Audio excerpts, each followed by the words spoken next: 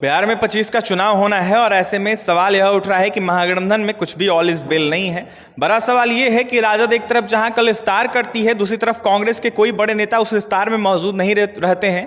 यह कहा जा रहा है कि कांग्रेस इन दिनों काफी ज्यादा नदारद चल रही है राजद से, महागठबंधन से। फिलहाल देखिए, हमारे साथ बात करने के लिए बिहार सरकार के मंत्री हरीश सहनी है, जुड़ेंगे, बात करेंगे। हरी जी, कैसे देख रहे हैं जिस तरीके से खबरें आ रही है, जहां कहा जा रहा है कांग्रेस नाराज चल रही है राजद से? क्या कहेंगे? कल इफ्तार में भी कोई बड़े नेता मौजूद नहीं? इफ्तार पार्टी में कोई नहीं आया, ये बड़ा चिंता का विषय नहीं है। अब उस दोनों में लोग मानते हैं, जनता कहते हैं कि तलाक हो चुका है। अब जब देखिए बिहार के प्रभारी वो बिहार आते हैं, आदरणीय लालू प्रसाद यादव जी से या तेजस्वी जी से मुलाकात भी करना वो पसंद नहीं करते हैं, तो ऐसे परिस्थिति में आप जनता जो अनुमान कर रहे हैं कि अब दोनों के बीच में तलाक हो चुका है, तो जनता का ये अनुमान लगाना तो 100% सही है।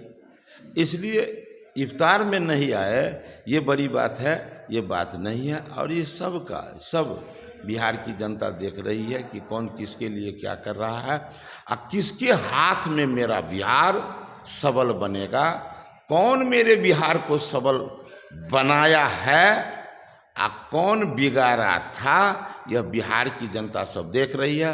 और ये सब कुछ का परिणाम, जैसे भर दिन आप गाय को हरियरी खिलाते हैं और शाम में दूध दूहने के समय में उसका जो पूरा उपयोगिता मिलता है, तो ये बिहार की जनता को इन लोगों का आपसी द्वेष का 2025 में जाकर परिणाम उन लोगों को मिलेगा। 25 में एनडीए की मजबूत सरकार बनेगी, जनता ये मन बना। हरीश सहनी जी, एक तरफ जहां बिहार विधानसभा का सत्र चल रहा है, दूसरी तरफ विपक्ष हमलावर है आपकी सरकार पर, एनडीए पर, कह रहा है कि जिस तरीके से आपराधिक घटना काफ़ी ज़्यादा हो रही है, अपराधियों का मनोबल बढ़ा हुआ है। राजधानी पटना की बात कर ली जाए या फिर पूरे बिहार की बात कर ली जाए, प्रशासन से लेकर तमाम अनेक लोगों को जो है गोलियां मारी जा रही है, हत्याएं की जा रही है। इस तरीके के सवाल, किसी विषय को किसी विषय से तुलना नहीं करेंगे तो उसका मूल्य नहीं पता चलेगा। आज के नए पीढ़ी के लोग बिजली को देख रहे हैं तो उसको लगता है यही दुनिया था, लेकिन इसी विषय को हमारे पुराने लोग जो 20 साल पहले जो देखे हुए हैं, उन्हें आज की बिजली व्यवस्था बहुत बेहतरीन लगता है। तो तुलना करने पर पता चलता है। उसी प्रकार इसमें भी जिस तरह का पहले हत्या हुआ करता था और आज में जमीन और आसमान का फर्क है कि उस समय में क्या होता था, गैंगवार होता था, 20 लोगों का एक साथ हत्या, 40 लोगों का, 60 लोगों का, 80 लोगों का एक साथ हत्या, दूसरे तरफ केस भी दर्ज न होना।